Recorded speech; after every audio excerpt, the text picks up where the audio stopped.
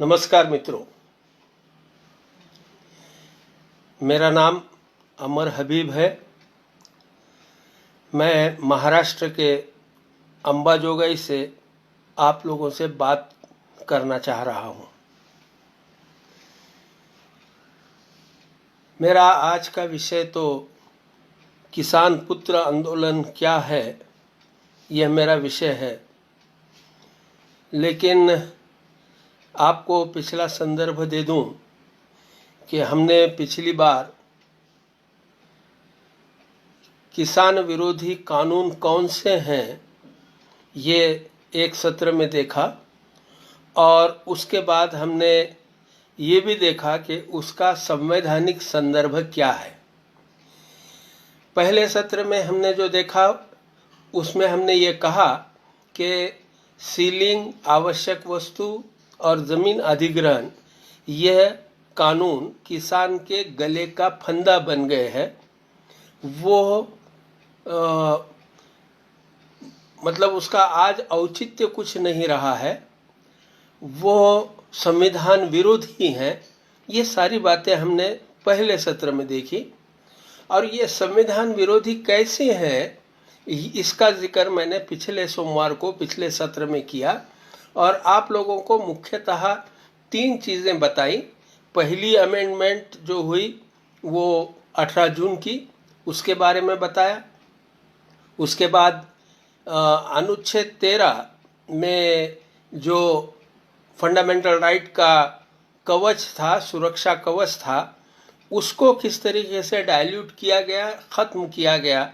ख़त्म मतलब उसको निकाल नहीं दिया, लेकिन उसका असर समाप्त कर दिया गया। और हमने ये सारी चीज़ें देखी हैं कि संविधान को बिगाड़ कर इन कानूनों का वजूद बना है। इसलिए आज के सत्र में हमको ये देखना है कि हाँ, ये कानून गलत है, ये संविधान विरोधी है, ये पुराने हो गए हैं, उनका अब औचित्य कुछ नहीं रहा है, और ये भी है कि उसी के कारण किसानों की आत्महत्याएं हो रही हैं।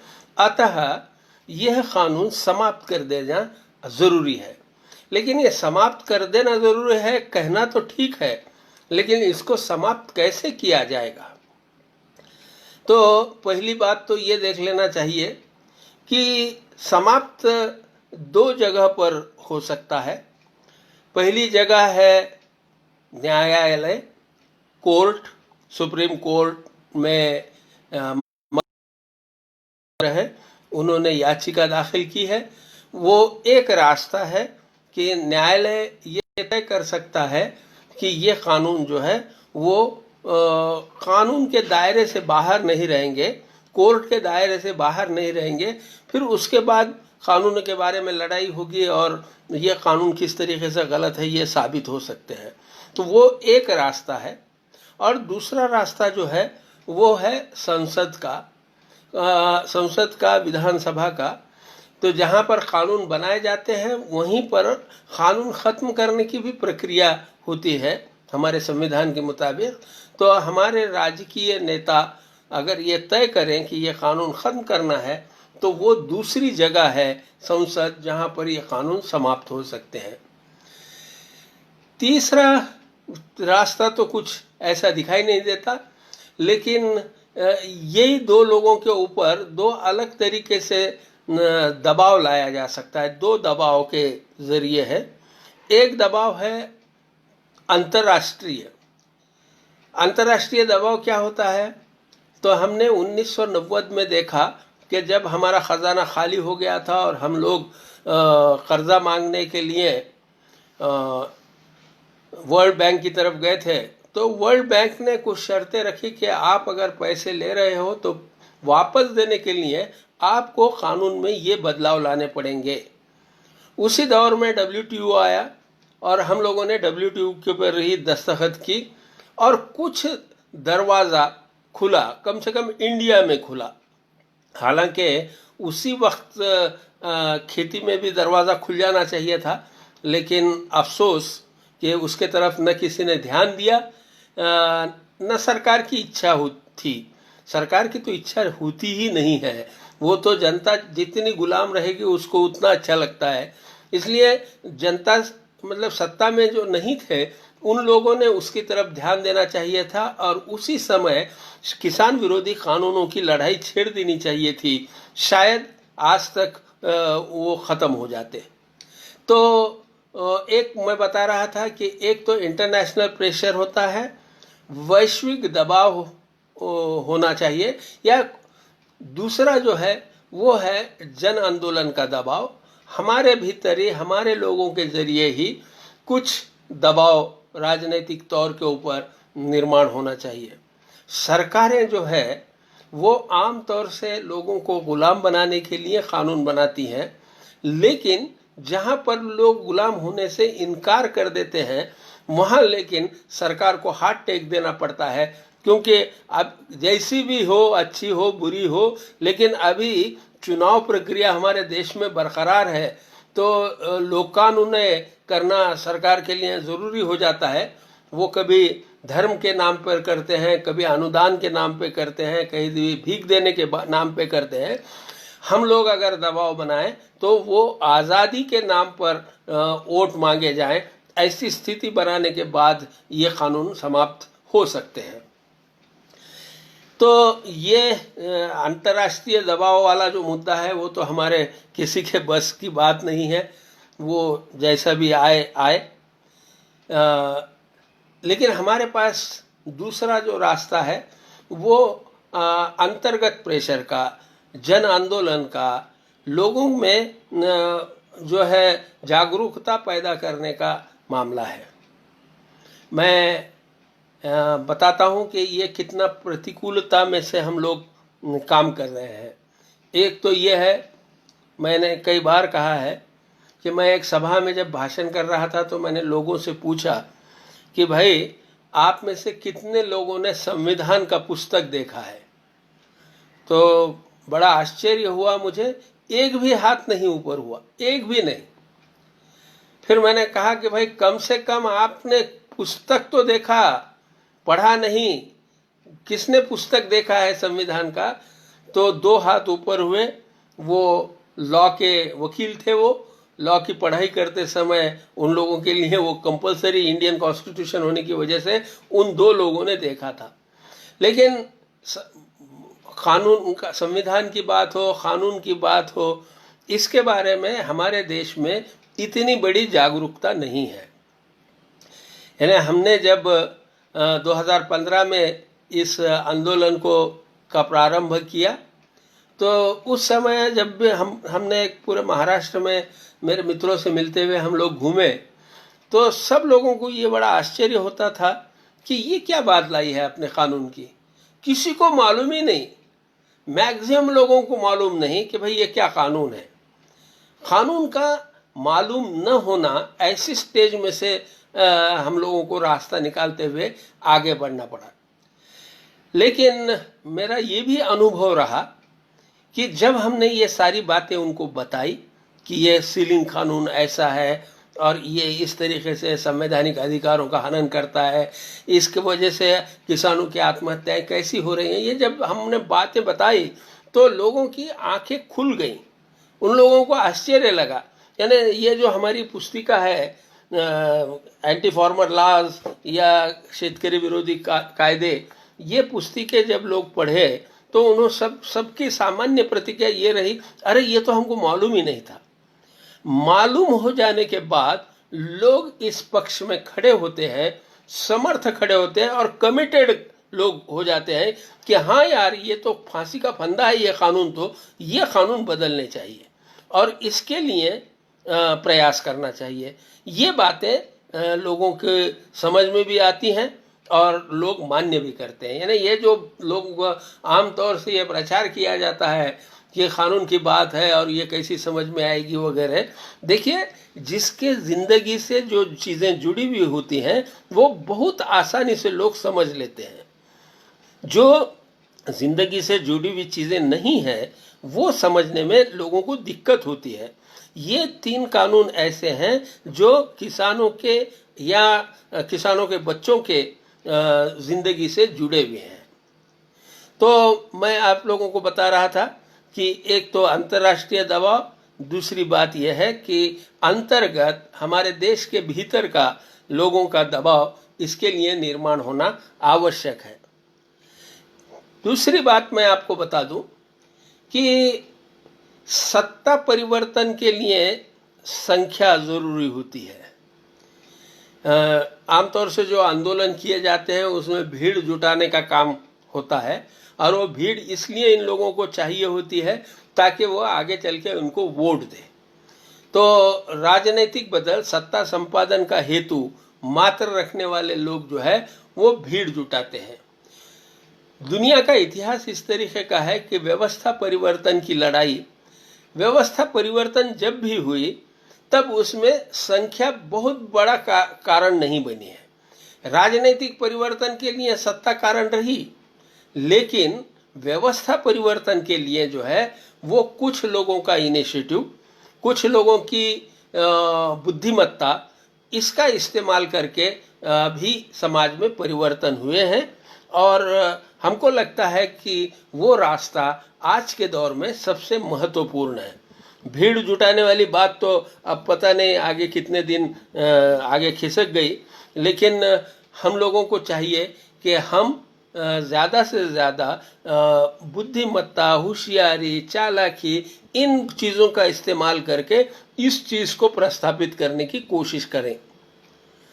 मैं आपको बता दूं कि हम 2015 से जो भी एक आंदोलन शुरू हुआ उसका नाम हमने किसान पुत्र आंदोलन रखा। तो इसमें पहला सवाल यह है कि किसान पुत्र क्यों? देखिए, मैं 1980 के दशक से किसानों के आंदोलन में रहा। उस समय का जो होल्डिंग था, किसानों की जितनी ज़मीनें थी उसके आज बहुत सारे टुकड़े हो गए। यानी 40 एकड़ के ऊपर लगभग 15-16 लोग जीना शुरू कर दिया है। पूरी स्थितियां बदल गई हैं। 80 के दशक की परिस्थिति और आज की दशक की परिस्थिति में किसान की हालात में फ़र्क आया, किसान के होल्डिंग में फ़र्क आया, टेक्नोलॉजी में फ़र्क आया। ये बहुत सारे परिवर्तन 80 के बाद 2000 में, यानी 40 साल में बहुत बड़ा अंतर पड़ा है। तो मैं ये देख रहा था कि क्या आज के दौर में, यानी जब मैं 80 के दशक में किसान आंदोलन में शरद जोशी जी के नेतृत्व में शामिल हुआ, तो तब मुझे ये लगता था कि किसान एक दिन सब बाहर निकलेंगे और ये जो लुटेरे सत्ताधारी हैं इन सब लोगों को भगा देंगे वगैरह वगैरह। उस आंदोलन ने बहुत बड़ा काम किया है, ये मैं बिल्कुल स्वीकार करता हूँ। और बहुत ही बड़ा, जिन लोगों को छोटे छोटे तालाबों में तैरने का अनुभव है उनको समंदर का अंदाज़ा लगाना कठिन हो जाता है। उसी तरीके से किसान पुत्र आंदोलन, शेतकरी संगठन का आंदोलन, ये बड़े समंदर की तरह था, ये मैंने स्वयं अनुभव लिया। लेकिन 2020 की स्थिति में जब मैं देखता हूँ तो किसान आंदोलन का नायक बन सकता है क्या, ये प्रश्न मेरे मन में खड़ा हुआ। तो मैंने ये देखा कि किसान के नाम पर, किसान के नाम से कई आंदोलन हो रहे हैं, किसानों को उससे कोई लेना देना नहीं है। तो पहले ये समझ लेना चाहिए कि किसान की व्याख्या क्या है। किसान की व्याख्या ये नहीं है कि जिसके पास 7-12 हो वो किसान। अरे बहुत बड़े बड़े नेता हैं, उनकी ज़मीनें हैं, उनके पास है, उनको आप हम किसान कहेंगे? बहुत बड़े बड़े अफसर हैं और ख़ास तौर से करप्ट अफसर हैं, उनके पास काफ़ी ज़मीनें हैं, क्या उनको हम किसान कहेंगे? वो किसान नहीं है। जिनके पास 7-12 है वो किसान, ये व्याख्या गलत है। फिर क्या है? तो दूसरी, बिल्कुल हमारे दूसरे मित्र ये कहते हैं कि जो प्रत्यक्ष खेती में काम करता है उसको किसान कहा जाए। ये व्याख्या भी गलत है। ये व्याख्या भी इसलिए गलत है कि अंबानी जी क्या खुद के कारखाने में काम करते हैं? तब भी उनको तो कारखानदार कहा जाता है। वो ज़रूरी नहीं है।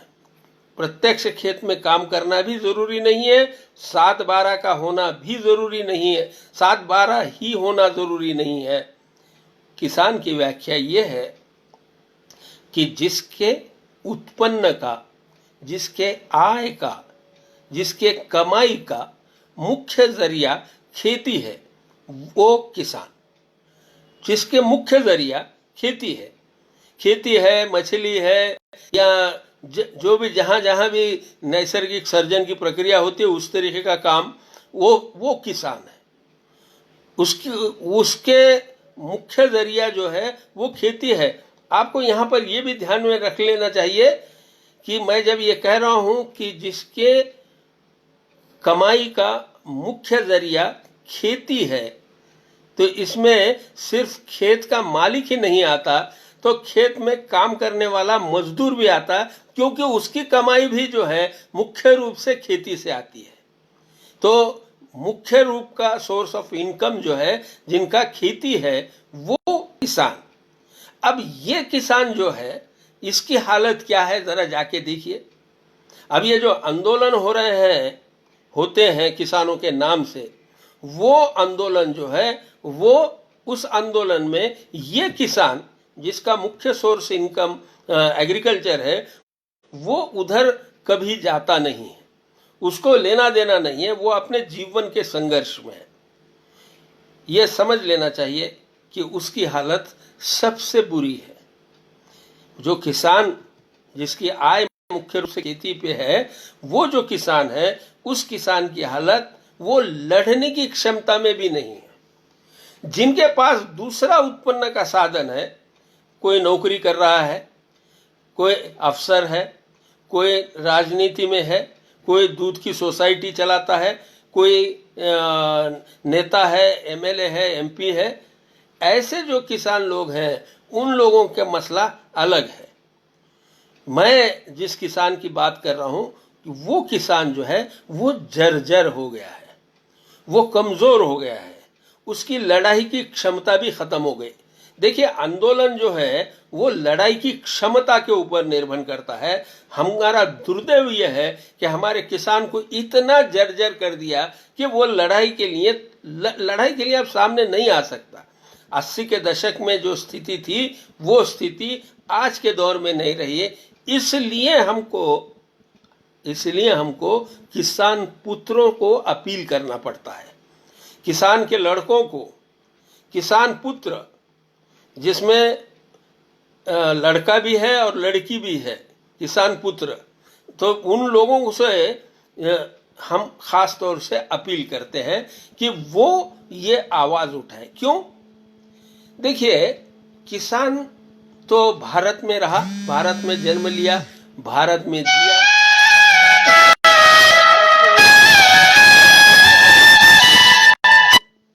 भारत में ही उसका अंतिम होगा वो किसान। लेकिन किसान पुत्र जो है वो भारत से निकलकर इंडिया में गया। किस कारण गया? कोई पढ़ने के लिए गया, पढ़ाई के लिए। ये देखिए, ये परिवर्तन बहुत बड़ा परिवर्तन था कि 80 से पहले पढ़ाई के लिए अपनी लड़कियों को शहरों में नहीं भेजा जाता था, उनकी पढ़ाई रास्ते में। लेकिन 80 के बाद पढ़ाई के लिए 90 के बाद तो खास तौर से बड़ी संख्या में लड़के शहरों में गए। लोग, मैं बताया आपको कि 90 के बाद थोड़ा सा उदारीकरण इंडिया में शुरू हुआ, रोजगार के मौके बढ़े, तो उस रोजगार के मौक़ों को लेकर गांव के बहुत बड़े पैमाने पे स्थलांतर हुआ, लोग माइग्रेट हुए, प्रवासी बने और उन्होंने अपना गांव छोड़ा। वो किसान पुत्र का मतलब ये है कि जिसके चाचा, मामा, काका, पिताजी, बहन, भाई, बहनोई ये खेती में काम कर रहे हैं और ये जो है ये शहर में गया है। भारत और इंडिया दोनों का अनुभव जिसके पास है, और ये पोटेंशियल जो है ये बहुत इंपॉर्टेंट है। ये भारत की व्यवस्था को समझने के लिए और भारत की व्यवस्था में परिवर्तन करने के लिए सबसे अच्छा नायकत्व कौन कर सकता है? तो मुझे लगता है कि वो किसान पुत्र, जिसको गांव का भी अनुभव है और जिसको इंडिया का भी अनुभव है। ये दोनों अनुभव जिन लोगों के पास है वो लोग जो है वो आगे बढ़ कर सकते हैं। दूसरी बात यह है कि ये किसान पुत्र जो है, किसान तो सिर्फ किसान है, यानी मतलब तू भी किसान मैं भी किसान, ये एक तरीके का एक व्यवसायिकों का ऑर्गेनाइजेशन बन जाता है। किसान पुत्र ये किसी एक व्यवसायी का नहीं है। अब मैं देखता हूं तो कोई टीचर है, कोई इंजीनियर है, कोई डॉक्टर है, कोई सोशल वर्कर है, कोई कुछ है, कोई कुछ है, पत्रकार है। इस तरीके के भिन्न व्यवसाय से जुड़े हुए लोग किसान पुत्र बने। और ये किसान पुत्र जो है, ये किसान पुत्र जो है वो उनमें ज्यादा पोटेंशियल है, क्योंकि वो परस्पर पूरक घटक है। वो एक दूसरे से जुड़े हुए, हर एक का अपना एक फील्ड है, उसका एक स्पेशल अनुभव है, उसके पास एक विशेष कौशल है उसके पास। ये किसान पुत्रों का व्यवस्थित है। इसलिए हमको ये लगा कि ये लड़के जो है, किसान पुत्र जो है, ये अगर किसानों की आज़ादी की बात ठीक से समझ ले तो वो इंडिया में है, यानी सत्ता का केंद्र जहां है वहां है, वहां सत्ता के किले के नजदीक है और वो किले पे हमला कर सकते हैं। ये हमको लगा। ये लगने का एक और कारण है, और जो बहुत महत्वपूर्ण है, वो 60-70 के दशक में दलितों के ऊपर होने वाले अत्याचारों के विरोध में बम्बई में जो पहुंचे किसान पुत्र थे या मजदूरों के लड़के थे, दलित लड़के थे, ये सारे लड़के एकदम आगे आए। उन्होंने दलित पैंथर स्थापन किया और पूरी बम्बई उन्होंने सर पे उठा ली। ये लड़कों ने बहुत सारे प्रति, नामदेव ढसाल, राजा ढाले, ये बहुत बड़े नाम। इन्हें नामदेव ढसाल को तो मतलब बहुत बड़ा प्रतिभावान आदमी था। इन लोगों ने जिस तरीके से आंदोलन करके पूरे महाराष्ट्र में जो दलितों पे अत्याचार होते थे उसके विरोध में बम्बई को सर पे उठा लिया, और उसके बाद पूरा चित्र बदला है। उसके बाद कानून बना। ये जो सारा हुआ उसका कारण वो तंत्र कि जो उन्होंने दलित पैंथर वालों ने इस्तेमाल किया, वो तंत्र हमारे किसान पुत्र इस्तेमाल कर सकते हैं। देखिए, ये जो दौर है, ये दौर में आप गांव में कितने भी दिन उपवास कीजिए, गांव में कितना भी बड़ा सम्मेलन कीजिए, गांव में कुछ और आंदोलन कीजिए, उसकी खबर भी नहीं बनती। अगर बनी तो इतनी सी खबर बनती है। लेकिन बम्बई या पूना में या बड़े शहरों में अगर कुछ छोटा भी होता है तो उसकी आवाज़ बड़ी हो जाती है। इसलिए किसान पुत्रों से मेरा यह अनुरोध रहेगा कि भाई आपको ये मौका मिला है कि आप शहर में हैं, आप जानते हैं, भारत इंडिया को जानते हैं, आपके पास कुछ कौशल भी है, तो आप इस सारी शक्ति का इस्तेमाल किसान की आज़ादी के लिए लगाना ज़रूरी है। हमारा पिछले कुछ वर्षों से जो प्रयास चल रहा है वो बहुत आशादायक प्रयास है। इसमें कई लोग जुड़े हैं इस आंदोलन के साथ। और देखिए, ये आंदोलन व्यवस्था परिवर्तन का आंदोलन है और एकदम झट से कुछ हो जाएगा ऐसा तो मानने की ज़रूरत नहीं है। इसके लिए कुछ टाइम तो लगने ही वाला है। तो लेकिन उसके लिए अनुकूल प्रतिसाद मिल रहा है कि नहीं मिल रहा है, ये देखना बहुत इम्पोर्टेंट है। और हमको ये दिखाई दे रहा है कि अनुकूल प्रतिसाद हो रहा है। मैं ये किसान पुत्र आंदोलन की बात कर रहा था, तो ये किसान पुत्र आंदोलन मात्र नाम है, ये कोई संगठन नहीं है।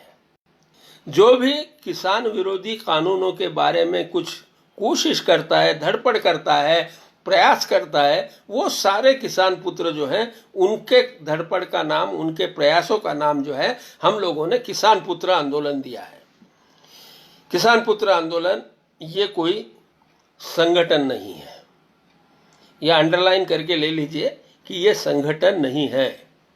ये इसमें न कोई अध्यक्ष है, न कोई सेक्रेटरी है, न कोई कोषाध्यक्ष है। होता क्या है आमतौर से कि कुछ भी एक चलाना हो तो अपने एक संगठन बना लो। संगठन बनाने के बाद उसमें अध्यक्ष, सेक्रेटरी, फिर बनेंगे ज़िले ज़िले के, तालुके के, गांव के, और इस तरीके से संगठन बढ़ाकर काम चलाया जाता है। हम लोगों ने ये सारी चीज़ें टाली है। क्योंकि देखिए, मैंने ये अनुभव किया है और आप भी देखते होंगे कि बाद में होता यह है कि जिस काम से हम लोगों ने संगठन बनाया था वो काम रह जाता है, वो गौण हो जाता है, उसको महत्व नहीं दिया जाता। और महत्व दिया जाता किस चीज को?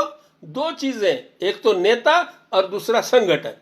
संगठन और नेता ये इंपॉर्टेंट हो जाते हैं, और कॉज जो है, जो कारण है, जिस कारण से संगठन बना, जिसके लिए बना, वो कारण अलग हो जाता है, दूर हो जाता है। इसलिए हम लोगों ने संगठन नहीं बनाया। हम लोग, मैं आपको और भी बताता हूँ कि संगठन बनते ही साथ ही जैसे पदाधिकारी की एक लाइन चेन बन जाती है, उसी तरीके से निधि जमा किया जाता है। और निधि शब्द समझ लीजिए, निधि का ये था संचित पैसा, पैसे का संचय करके रखना, ये एक कार्य पद्धति शुरू हो जाती है। इसलिए हमने ये भी नहीं किया। एक तो हम रजिस्टर्ड नहीं होने की वजह से हम तो पैसा जमा कर भी नहीं सकते, और दूसरी बात यह है कि हम उसकी भूमिका में भी हमारा उसका विरोध है। वो विरोध इसलिए है कि संचित पैसा रहेगा आपके पास तो झगड़ा शुरू होना अपरिहार्य है, और सिर्फ झगड़ा ही शुरू होगा ऐसा नहीं, तो आपकी बदनामी करने के लिए वो एक रास्ता होगा। इसलिए हम क्या किए, हम संचित पैसा नहीं जमा करते। जिस कॉज के लिए पैसा चाहिए उसका अपील करते हैं, किसान पुत्र अपने जेब में हाथ डाल के उतना कॉन्ट्रीब्यूट करते हैं, काम खत्म, पैसे का कोई संबंध नहीं। जैसा मकरंद डोईजड़ ने जब याचिका दाखिल की सुप्रीम कोर्ट में, उन्होंने पिटीशन दाखिल किया, उस समय हम लोगों को कुछ पैसे की ज़रूरत थी, तो हम लोगों ने आह्वान किया। मैंने ख़ास तौर से कहा कि सिर्फ 1000 रुपये दीजिए, 10 लाख रुपए की ज़रूरत थी, 1000 रुपये दीजिए। लोगों ने, किसान पुत्रों ने खुद की इच्छा से 1,000 रुपये, और वो भी मकरंद के उस अकाउंट के ऊपर दिया जिस अकाउंट से उन्होंने वकील के पास पैसे भेजे। तो जहाँ का वहाँ, जैसा परिवार में होता है, भाई एक केस दाखिल कर रहा है तो भाइयों से कंट्रीब्यूट किया जाता है, उसी तरीके से भाइयों का ये कंट्रीब्यूशन की तरीके से काम चला। हमारे पास कोई भी फिक्स एसेट नहीं है, पैसा नहीं है फिक्स, जो संचित पैसा कहा जाता है, उस तरीके का कोई पैसा भी हमारे पास नहीं है। हमारे पास जो है मनुष्य बल है, मित्र है, व्यक्ति है, जो ज़रूरत पड़ने के बाद किसान पुत्र आंदोलन के कार्यक्रम को सहयोग करते हैं। हम लोगों ने जो भी कार्यक्रम किए, पूना में सम्मेलन किया, या फिर 18 जून का प्रोग्राम कई जगह हुआ, इन कार्यक्रमों के लिए जब पैसे लगे, या ये किताब हम छापते हैं तो इसके लिए भी पैसे लगते हैं, तो मित्रों से कहते हैं कि भाई इसको में कंट्रीब्यूट कीजिए, किताब छप गई, काम खत्म। पैसा पीछे नहीं रखते हैं। तो ये दूसरी विशेषता मैंने आपके सामने है। तीसरी विशेषता है, देखिए अब ये संगठन नहीं है इसलिए इसकी मेंबरशिप नहीं है, इसलिए इसमें कोई नियम नहीं बने हुए, आप उधर कुछ भी कीजिए।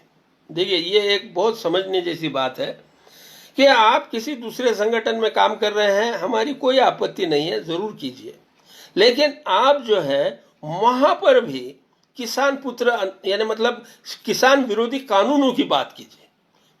हमारे बैनर की कोई जरूरत नहीं है, आप अपने बैनर से कीजिए। जो लोग मुझे ये पूछ रहे हैं कि आपने अलग से बैनर क्यों बनाया, अरे मित्र तुम कीजिए ना काम, मेरी कोई आपत्ति नहीं है। आप अगर आपके बैनर से किसान विरोधी किसान विरोधी का आंदोलन चला रहे होंगे, किसान विरोधी कानूनों के खिलाफ, तो मैं आपके पीछे आने के लिए तैयार हूं ना।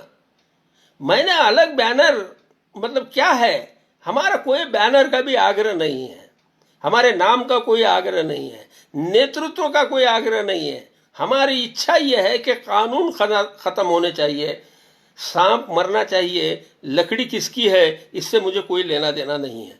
आप नेतृत्व करना चाहते हैं, आप संगठन, आपकी संगठना है ना, तो आप अपनी संगठना में ये प्रोग्राम बनाइए ना, एजेंडा लीजिए किसान विरोधी कानून, ये एजेंडे पे ऊपर काम कीजिए, बहुत बड़ा काम है, हम लोग पूरी तरीके से उसमें शामिल होंगे, भले ही कोई भी करे हो। तो हम लोगों का बैनर का भी आग्रह नहीं है, ये ध्यान में रखिए। ये बहुत जिम्मेदारी से बोल रहा हूं मैं। ये संगठन नहीं है, बैनर है, लेकिन बैनर का भी हम लोगों को कोई आग्रह नहीं है। आप जहां है वहां पर किसान विरोधी कानून के बारे में आवाज उठाइए। हम लोग किसान पुत्र आंदोलन साल में 2 कार्यक्रम बड़े करता है। तो उसमें से पहला कार्यक्रम जो है वो है 19 मार्च का। 19 मार्च को साहेबराव करपे नाम के एक किसान, यवतमाळ जिले के चिलगावान के, वो उनकी पत्नी और 4 बच्चे, इन्होंने एक साथ सुसाइड किया। वर्धा के पवनार के पास एक दत्तपुर आश्रम है, वहाँ पर गए थे वो लोग, और वहाँ उन्होंने एक रूम में से 6 प्रेत निकाले गए। बहुत बड़ी घटना थी। देखिए 80 में किसान शेतकरी संगठन का आंदोलन शुरू हुआ, 86 की ये घटना है। और मैं आपको जाते जाते बता दूं, बड़े बड़े विद्वान और ख़ास तौर से हमारे लेफ्ट के विद्वान ये कहते हैं कि आत्महत्याएं 2005 के बाद से शुरू हुई। अरे नहीं रे मित्र, आत्महत्याएं बहुत ज़माने से चलती आ रही हैं, बहुत ज़माने से। अंग्रेज़ों के ज़माने में किसानों की आत्महत्याओं का जिक्र विट्ठल रामजी शिंदे ने अपने भाषण में किया है, रिकॉर्डेड है वो। उसके बाद भी आज़ादी के शुरू से किसानों की आत्महत्याएं होती आई हैं, और 90 से पहले भी बहुत बड़े पैमाने पे आत्महत्या हुई हैं। क्योंकि उस ज़माने में किसान की आत्महत्या का अलग से रिकॉर्ड नहीं होता था, इसलिए आप ये समझ रहे हैं कि वो 90 के बाद हो रही हैं, क्योंकि 90 के बाद से अधिकृत रिकॉर्ड होना शुरू हुआ। अब तो आप ये भी कहेंगे कि 2016 के बाद आत्महत्याएं हुई नहीं। अरे 2016 में आपने रिकॉर्ड करना बंद कर दिया। आत्महत्याएं तो रोज हो रही हैं, रोज हो रही हैं। आपको बताऊं, ये जो लॉकडाउन है, इस लॉकडाउन में पिछले 3 महीने में, शुरू के 3 महीने में महाराष्ट्र में 1200 किसानों ने आत्महत्या की है। 1200 किसानों ने महाराष्ट्र में आत्महत्या की है। रोज आत्महत्याएं चल रही हैं। ये 90 से पहले भी होती थी, 90 के बाद भी होती हैं। जिस साहेबराव करपे का मैं जिक्र कर रहा था, वो साहेबराव करपे की आत्महत्या है 1986 की। 1986, 90 से पहले, उस समय कोई जिक्र नहीं था, तब भी आत्महत्या साहेबराव करपे को करनी पड़ी। हम उस दिन उपवास करते हैं। अब ये भी मैं आपको बता दूं कि उपवास का भी ढंग हमारा अलग है। आमतौर से सब लोग उपवास की एक दुकान लगाते हैं, एक मंडप डालते हैं, वहाँ पर बैठते हैं, नेता लोग भाषण करते हैं और लोग सुनते हैं, तालियां बजाते हैं। हमारा उपवास इस तरीके का नहीं है। हमारा उपवास तो कोई डिमांड के लिए भी नहीं है कि आप ये हमारा नल ठीक कर दिए, हमारा पुल बना दीजिए, हमारा रास्ता दुरुस्त, इसके लिए भी नहीं है। अरे ये जो है मनुष्य की मौत का दुख मनाने के लिए। मनुष्य मर गया, किसान मर गया, और उसके दुख में आप क्या डिमांड करोगे? तो कोई डिमांड भी नहीं। हमने ये कहा कि भाई ये जो उपवास है, ये उपवास निजी निर्णय है आपका। आपको वैयक्तिक निर्णय करना पड़ेगा कि हाँ, मुझे दुख है इस बात का कि मेरे आसपास सैकड़ों हजारों किसानों को आत्महत्या करने पड़ रही है। मैं असहाय हूँ, मजबूर हूँ, अतः मैं कर क्या सकता हूँ? मैं निशस्त्र हूँ, मैं कर क्या सकता हूँ? मैं इस दुख में, अगर ये घटना मेरे घर में होती तो मेरे मुंह में अनाज नहीं जाता था, मैं निवाला नहीं जाता था, तो मैं एक दिन का अन्न त्याग करूँगा। मेरी ये भावना है, ये भावना की अभिव्यक्ति 19 मार्च को करनी है। और ये 19 मार्च जो है महाराष्ट्र में पिछले 3-4 साल से चल रहा है, तो सैकड़ों नहीं, हजारों नहीं, लाखों लोग एक दिन का उपवास करते हैं अपनी जगह पे, काम करते करते। जैसा धार्मिक उपवास करते हैं ना, उस तरीके का उपवास कि उसमें कोई बैठने की जरूरत नहीं, टाइम देने की जरूरत नहीं। आप सवेरे उठिए, निर्धार कर लीजिए कि भाई मेरे को आज का उपवास करना है, शाम तक आप अन्न मत लीजिए, ये आपका उपवास हो गया।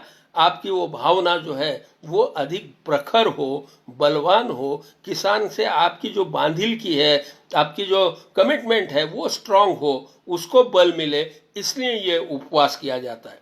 19 मार्च को हर साल जिसको जो भी किसान पुत्र आंदोलन से जुड़ा हुआ हो न हो, वो होना चाहिए ऐसा जरूरी नहीं है, न भी अगर हो तो भी वो एक दिन का उपवास जरूर करता है। ये दूसरा जो कार्यक्रम है वो 18 जून को होता है, उसको हमने नाम दिया है किसान पराधीनता दिन, किसानों की पराधीनता का दिवस। ये किसानों की पराधीनता का दिवस हमने 18 जून को क्यों माना? इसलिए माना कि 18 जून को पहली कॉन्स्टिट्यूशनल अमेंडमेंट की पहली संविधान संशोधन हुआ, और जिसमें से 31A(b) और 9 शेड्यूल का जन्म हुआ। और 9 शेड्यूल का माने ये है कि उसमें जो कानून जाते हैं उनके विरोध में आप कोर्ट में नहीं जा सकते। ये जो पाबंदी आई, ये जो किसानों को सेकंड सिटीजन बना दिया गया, ये द्वितीय नागरिकत्व दिया गया, वो दिन जो है वो है 18 जून। इसलिए हमने उसको कहा है कि किसान पराधीनता दिन। इस किसान पराधीनता दिवस के अवसर के ऊपर हम भिन्न भिन्न जगहों के ऊपर जैसे कि बम्बई, पूना, हम लोग सम्मेलन करते हैं और ये कॉन्स्टिट्यूशनल अमेंडमेंट लोगों को समझाते हैं, बताते हैं, और किसान के अधिकार किस तरीके से उनको गुलाम बना दिया गया, अधिकार छीनकर गुलाम बना दिया गया, ये बात हम लोग करते हैं।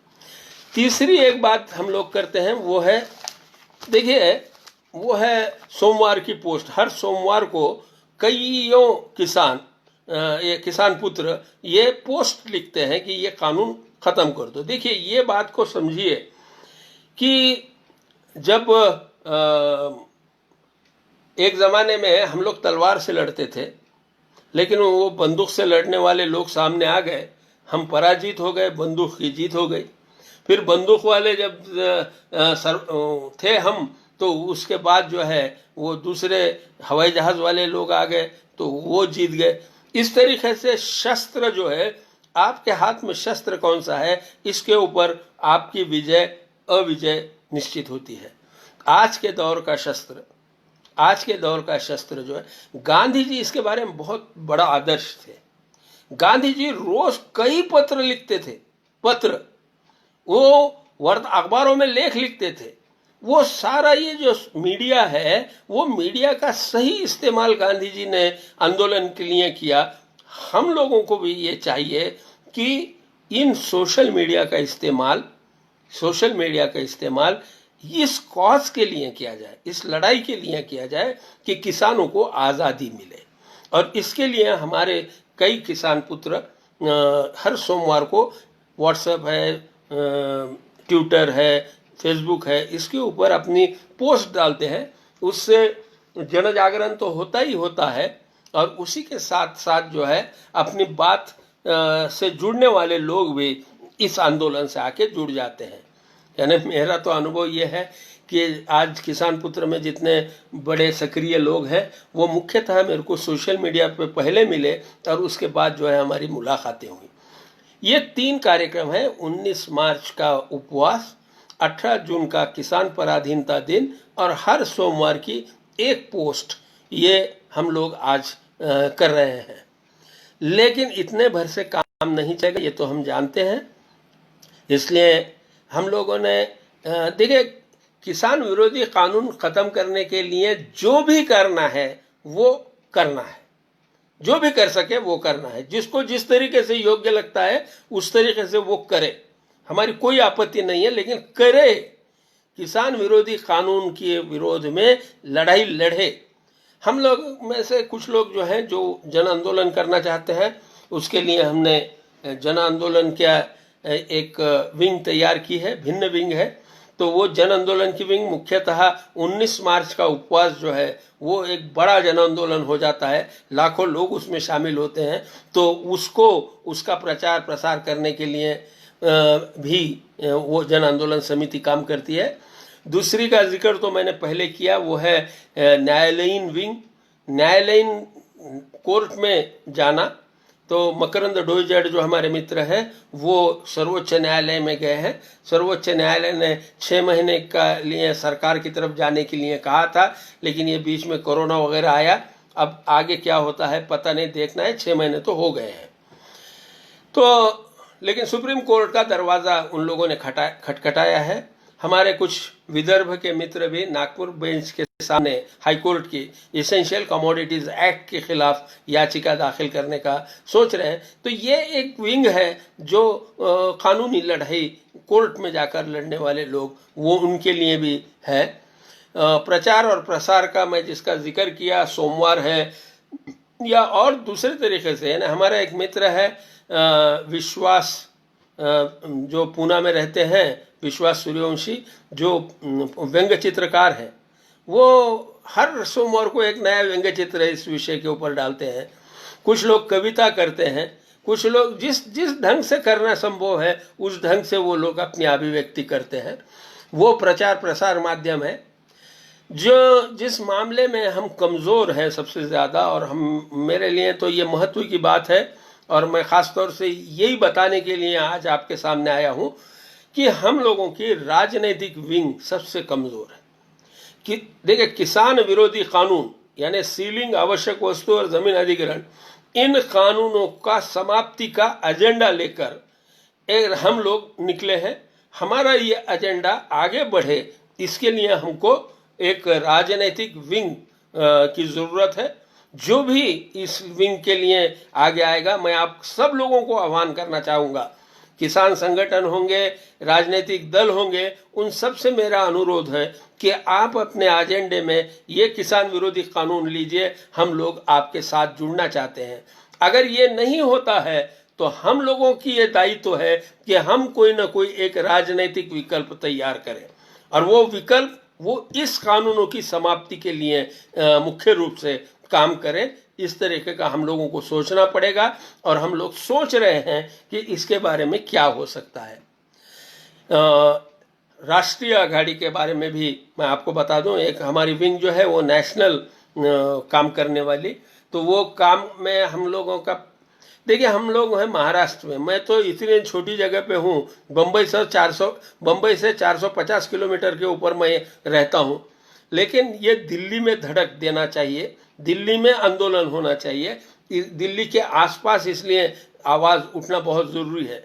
वहाँ पर एक छोटा सा मोर्चा निकल जाता है किसानों का, भीख मांगने वाला, उसकी तो खबरें नेशनल न्यूज़ में आ जाती हैं, लेकिन यहाँ पर हम लोग कितना भी करते हैं तो उसकी आवाज़ दिल्ली तक नहीं पहुँचती। इसलिए हमको चाहिए कि हम दिल्ली तक पहुँचे, और ये काम का दायित्व जो है वो हमारी नेशनल विंग जो है, राष्ट्रीय आघाड़ी जो है वो कर रही है। और इसमें मुझे आप लोगों का, ख़ास तौर से हिंदी नोइंग लोगों का साथ बहुत ज़रूरी है, क्योंकि ये आवाज़ जो है, ये किसान विरोधी कानूनों की आवाज़, ये दिल्ली तक जाना बहुत ज़रूरी है।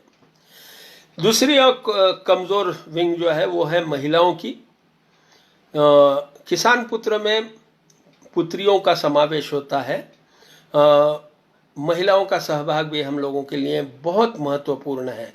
वो तो दोहरी सर्जक है, ये मतलब वो स्त्री के रूप में भी सर्जक है और किसान के रूप में भी सर्जक है। तो ऐसी महिलाओं से मेरा अनुरोध रहेगा कि वो इस आंदोलन में शामिल हो। बुजुर्ग महिलाओं से ख़ास तौर से मेरा अनुरोध रहेगा कि वो इस काम में हमको सहयोग करें, आशीर्वाद दें। देखिए, किसान विरोधी कानून समाप्त करना ये आसान काम नहीं है, ये बहुत कठिन काम है।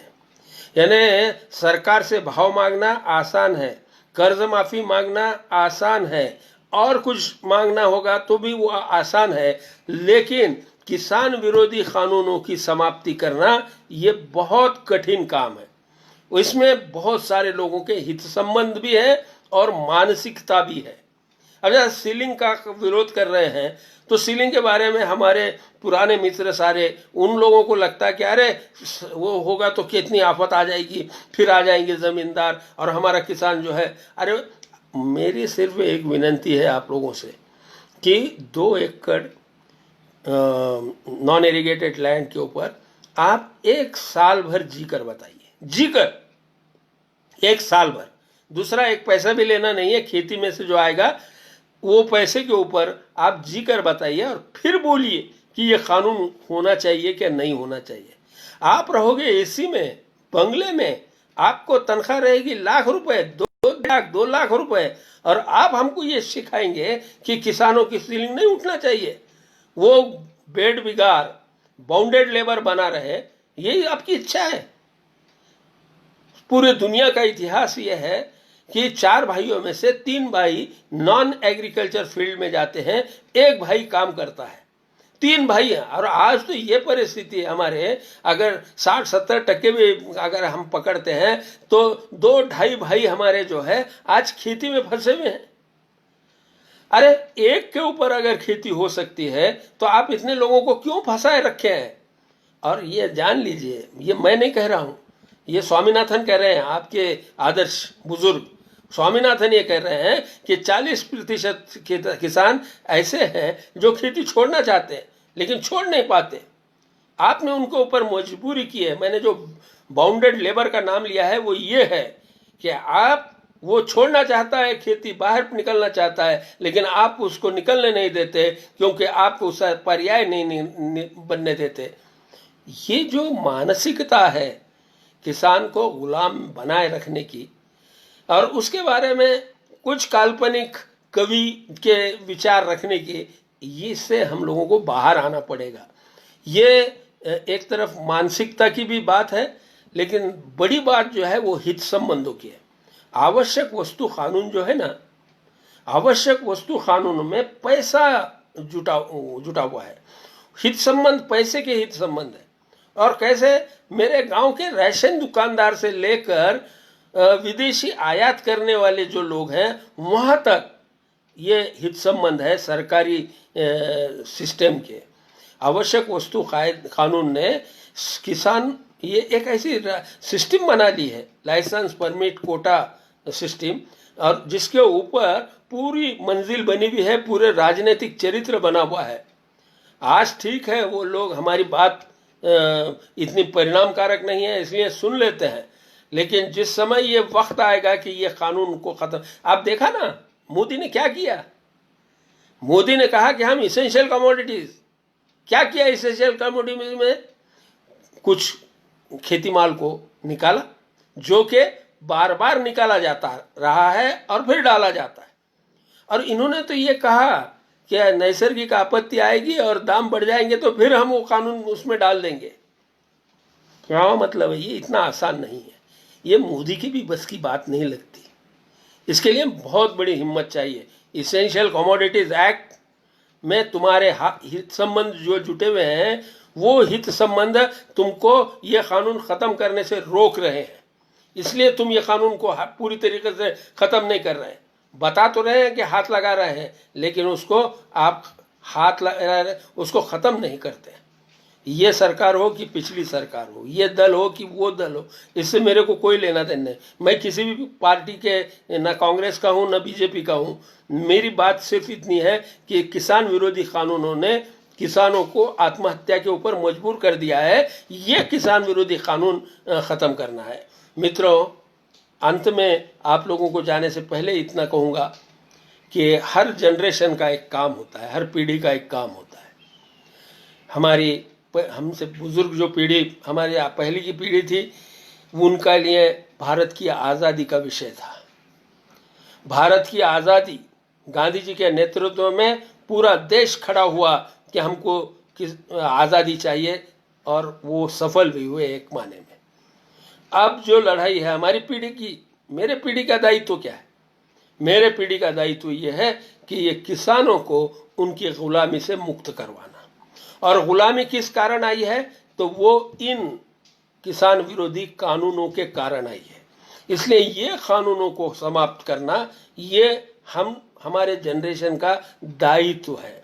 आप भले किसान पुत्र नाम लीजिए, भले मत लीजिए, इसमें कोई रुचि नहीं है हमको, न हम ये संगठन बनाया है। हम सिर्फ इस विषय को आगे बढ़ाना चाहते हैं। ये किसान पुत्र आंदोलन की पुस्तिकाएं हैं, वो अंग्रेजी में भी उपलब्ध है, उसका अनुवाद हमारे मित्र सागर पिलारे ने किया है। ये हिंदी में भी उपलब्ध है, हमारे मित्र प्रोफेसर A.B. पाटिल ने उसका अनुवाद किया है। गुजराती में वो किताब आ रही है, भिन्न भाषाओं में आ रही है। आप जहाँ भी हैं वहाँ पर इस किताब का शुरू में अध्ययन कीजिए। आपको बात सच्ची लगी तो आप भी जुट जाइए, क्योंकि ये आपके और मेरे पीढ़ी का काम है और ये काम हमें आगे ले जाना, ये हमारा दायित्व है। धन्यवाद।